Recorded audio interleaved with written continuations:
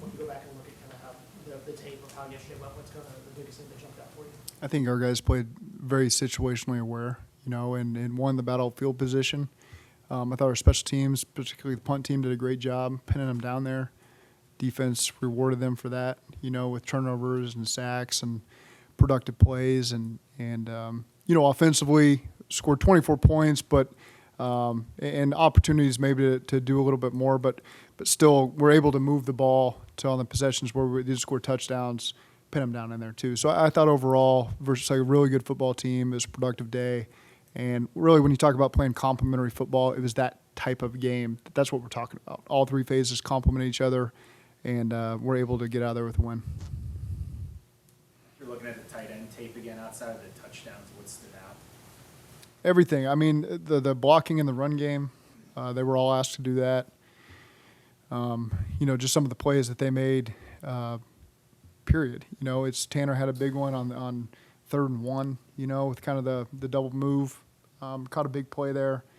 Irv had the play on the first drive that got us down in there into scoring range. Then he finished off with a touchdown. Drew obviously had the touchdown. And so there was just really good things, I thought, by all four of those guys that helped us win. The expanded use of the tight end, is that more a case of like, look, that's just what the defense gave us, Yeah. or is it like just, or is it more like we wanted to emphasize those guys more? No, they're always a part of the plan. And some games the ball's going to go that way, and some days it won't.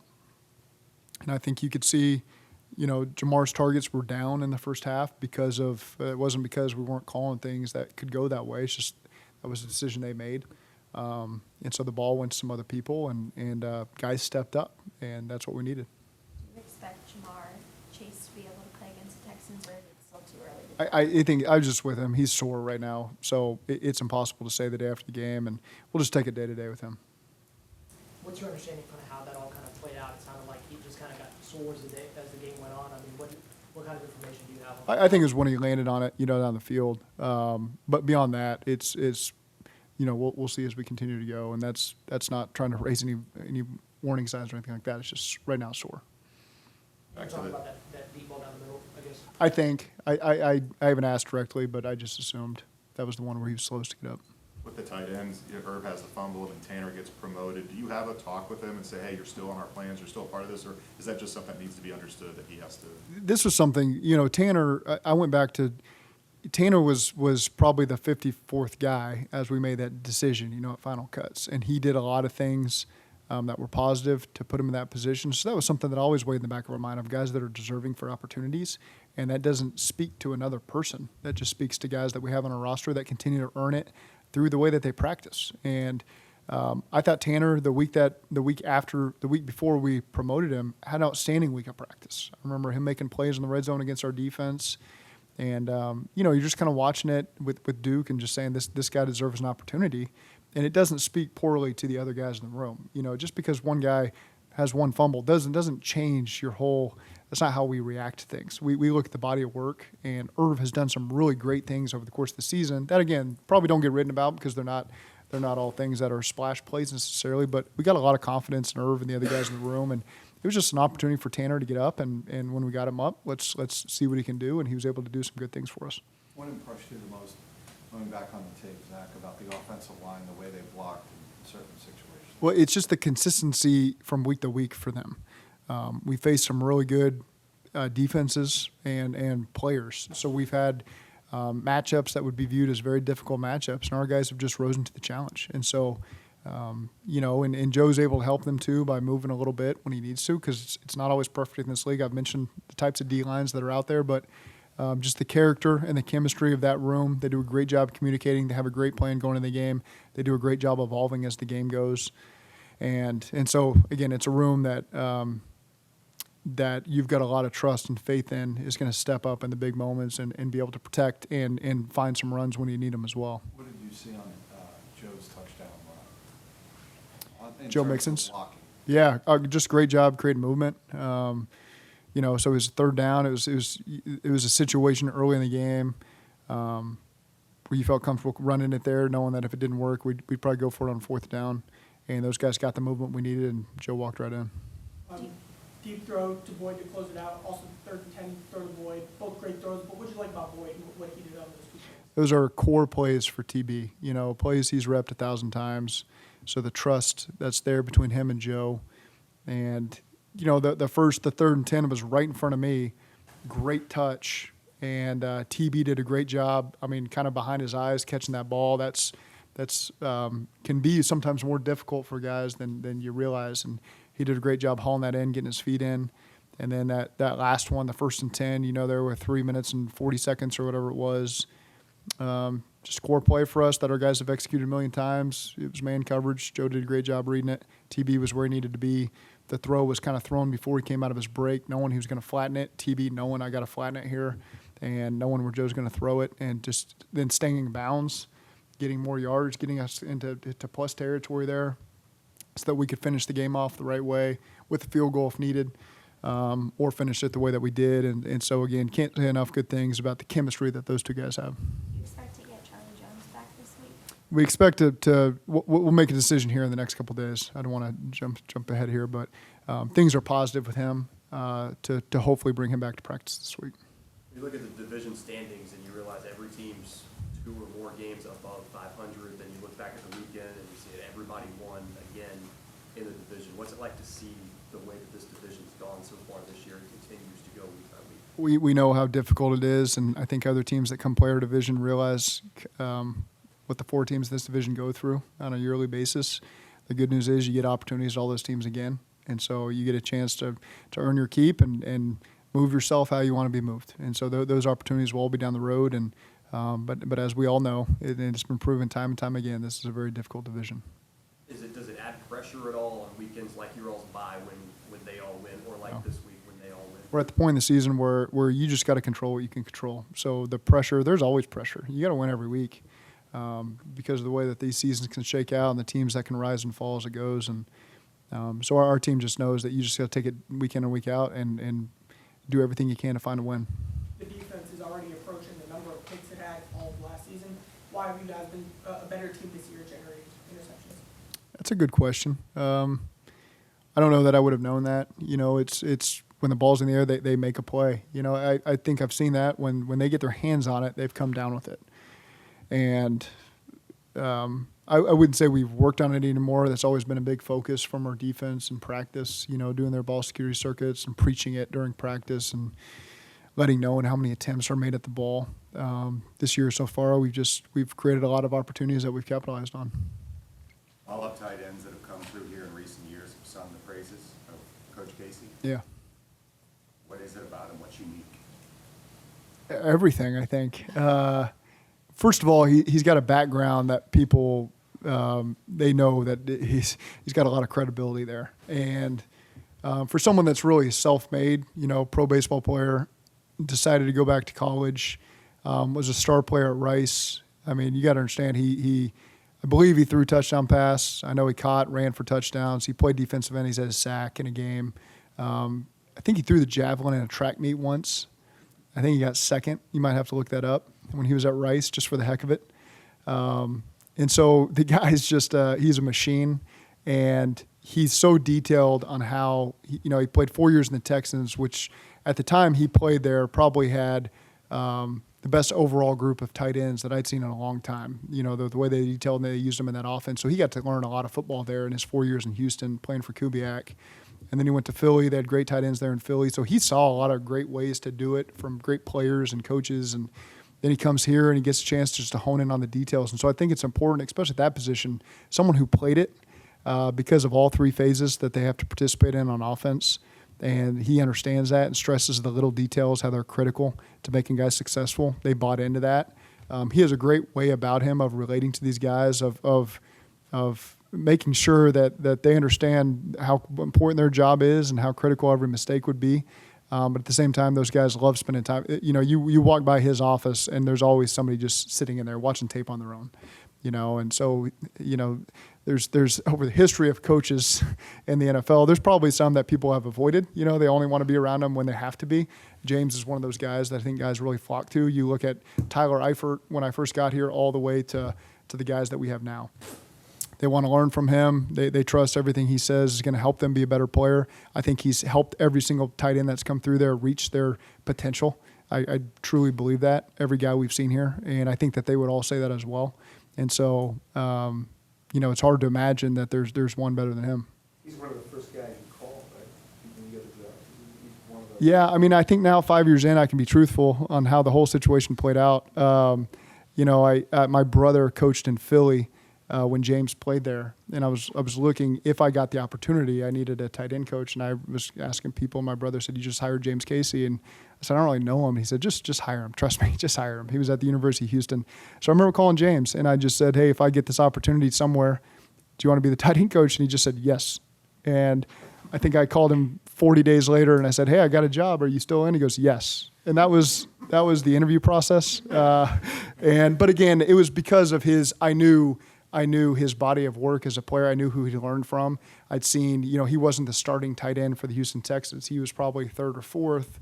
And when you're the third or fourth, you got to know all the details in order to survive at a place like there where they used a ton of 12 and 13 personnel. I knew that you'd be on top of it. He played for my brother, so my brother knew what type of person and player he was, and haven't been disappointed ever, in James. And so again, he's everything that you'd hoped he'd be, and he's done a great job with those guys. There's always a lot of talk about when players play former teams like Nick and the Rams early this year. I mean, Frank got to play the 49ers, Yeah. now James and the Texans. Do you see a little extra juice from coaches when they get to go against a team they played for? I think our guys do a good job of not bringing that out. You know it's there. There's the history there, certainly, and Dan Pitcher is from New York. Playing the Bills is always an experience for him, and so there's a lot of guys that go through that kind of stuff, and that's what the cool part about the NFL. But again, what's so special about guys like Frank and James, like you said, is they just focus on what's important right now, and that's getting the players ready. And but yeah, to say that there's not special moments there with their family and friends and people they played with before, I'm certain that exists. Zac, there's a story out there, has been recently, about, I guess your grandmother saw a TV segment about a World War II veteran, Yeah. super fan, wanted you to connect with him. Okay. My question is, what was that conversation with your grandmother? And then why do you make it a point to have that one-on-one connection with fans when you can? Yeah. I don't know how that's out there, but that is true. My Mimi, Peggy, she lives in Ada, Oklahoma. She called me and she sent me a video she did it an unbelievable way that she did it. She sent me the video and she sent me a text saying, "I'll explain. When you have time, call me." She didn't call me. She just said, "When you have time on your bye week, call me." So I watched this video. It was cool. It was a World War II veteran and a friend of his, somewhere in Ohio. I can't quite remember where in Ohio, but that they wanted to meet a player or coach. And so she just asked me when I had time to film a video and send it to her, and she'd forward it on. So I talked to her, and we talked a lot about Ada high school football. Ada's a big powerhouse down there. That's my dad, won state championships. And so she still goes to all the games at Ada. So I think they had a big game against Potu that week. I think they got beat as I looked it up, but so she's all into high school football in Ada, Oklahoma. She had a bunch of Division I athletes. My uncle played at Oklahoma State basketball. My dad played at Oklahoma. So she's been through more sporting events than any human that's ever existed, various things. And so she's always watching us from afar. I don't really still understand how she came across this video from Ohio, but she did. She said it played locally in Oklahoma, and she saw it, and she wanted to follow up. And so she sent it to me, and I filmed a short video, and don't know where it's gone from there, but sent it back to her. It must be out there, I guess, now. Yeah, no, I mean, it's out there. Okay. Does she do that a lot? Or? No. She's this one was important to her, and so it was important to me. Circling back to Tanner Hudson for a second, it doesn't seem to be incredibly fast. He's not gigantic, but in training camp he was always making catches. Yeah. What is it about him that's allowed him to be so effective? Really good awareness. I think that's number one. Great ball skills, great hands. I would imagine he's one of those really good basketball players at whatever levels he played at, in high school. I'm sure he was a really good basketball player. You can just tell his movement skills and awareness and ability to twerk and understanding leverages and zones. And so that's why it's easy to get him the ball sometimes. And so that's why you see him just show up and all of a sudden have 4 catches on pretty tough situations for the most part.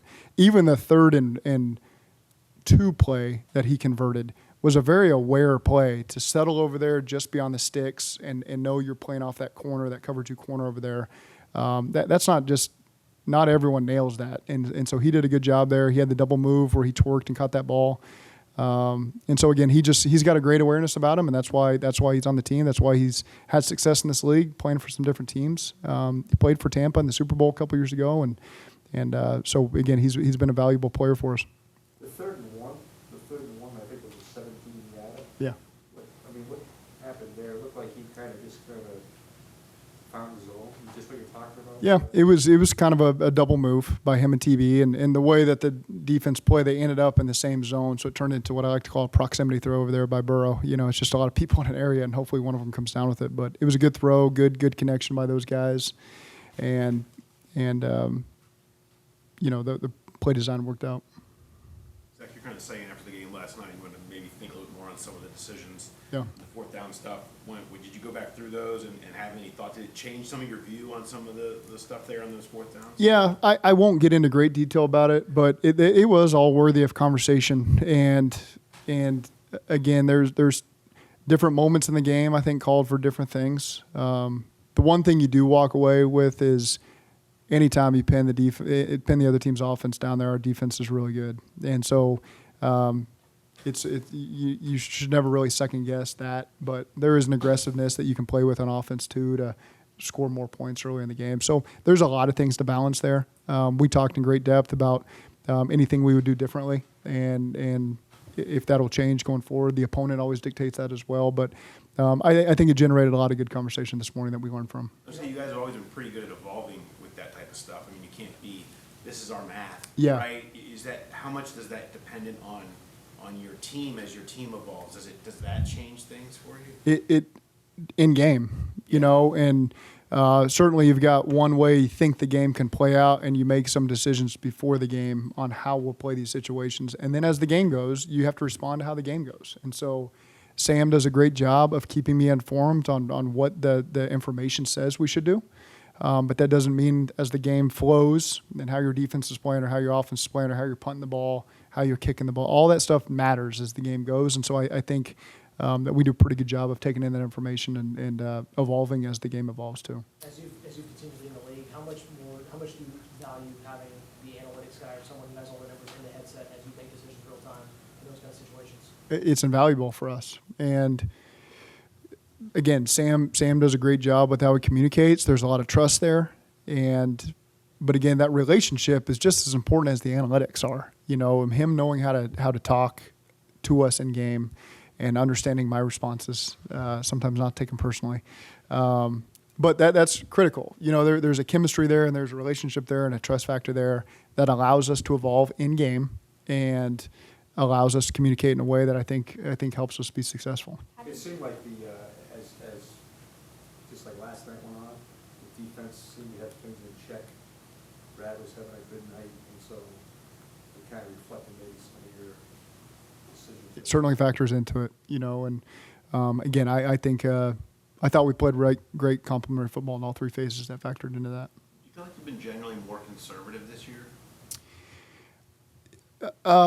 I haven't looked back at how it compares to last year, to be honest with you. I feel like this was, I shouldn't be so quick to say that, but it feels like there was a lot more decisions last night than we've had overall. It hasn't been that many decisions over the course of the year that have come down to that fringe area that we were in. So maybe I feel like there's been fewer moments than maybe years past is the best way to put it. Is it easier to address the 6 penalties for 49 yards when you win? No, it's not easy. No, I mean, it's the critical ones where we had a 3rd and 1 that I think ended up in a 4th and 15 or 20 that knocked us out of scoring range. And those were critical. That was on offense and special teams. And that came off a turnover. So that was a decision to punt on 4th and 2 that we pinned him down there, I think, on the 11. Cam got the pick 2 plays later. And then we get down to a 3rd and 1 that we end up getting knocked out of at a field goal range. And so those are situations we've got to be better at because ultimately that can end up costing you points that may in a 1-possession game end up costing you the game. What's it like to see the defensive line kind of continue to evolve and come up with big pressures and sacks in pivotal moments? Yeah, and it can be a different guy in each moment. They're all getting hits on the quarterbacks and they're all affecting them. And whether they're getting credit for sacks or not, you can feel all those guys. And that's been the 4 starters. That's been Josh last week at San Fran. That's been Cam Sample. Miles Murphy and Joseph coming in their own as well. Zach Carter's going to have his moment. So you really feel it from all those guys on the D-line have stepped up when we needed them. And it's just not the same. It doesn't have to be Trey Hendrickson every play and or DJ or saying, it's all those guys have had their moments. And you got to have that as the season goes on. You spoke last Monday about night games here. Mm-hmm. What'd you think of the stripes? Awesome. The atmosphere? Yeah, cool. I mean, I looked at a lot of pictures. That was probably the one thing I did. I watched the game on my iPad, and then my wife had a different view, obviously, so I got to see pictures that she had. And special, they were swinging Sweet Caroline in the second half. I almost started singing. It's like it was. You could tell people were feeling pretty good in the second half, whether we were winning or not. They'd had a long day, and you could tell that the energy was feeling good, and that was just great energy for our team. And I'm sure Buffalo fans would say the same thing as they came here and enjoyed that environment. Like I've said before, I've had other coaches that have played here talk about the night games and how cool it was, and so credit to everybody who's a part of the game day experience here. They've really done a great job, and makes it a lot of fun, and our team responds well, and we feel like we win a lot of games when the lights are off here in the stadium. And I don't know the exact record or math, and sometimes 4:30 games turn into night games as well, but it certainly feels like positive energy when we're playing night games here. Said your wife had pictures to show you. Was she like pictures of the atmosphere is what you're talking about? Just the stripes and stuff in the stadium. More excited to show you those pictures than like a typical week with the stripes and all that? She was excited we won, and so yeah, it's always good. It's always good for everybody when we win. Knock on wood, I was just curious after the Texas game, but do you have an emergency kicker? Yeah. Have you ever seen anything like that? I'm sure you don't want to divulge who it is, but have you ever seen anything with a kid like that kid did yesterday? Well, I think Kansas City did something similar. I don't remember the situation. I can't remember if it was a tight game or a meaningful game, but I think they had an injury last year, if I'm not mistaken, and one of their safeties kicked it. I could be. I think I'm right? Kansas City, maybe last year, the year before. Yeah, Reed did it. So it's happened. It's never fun, and you got to have contingency plans for it. But it can happen.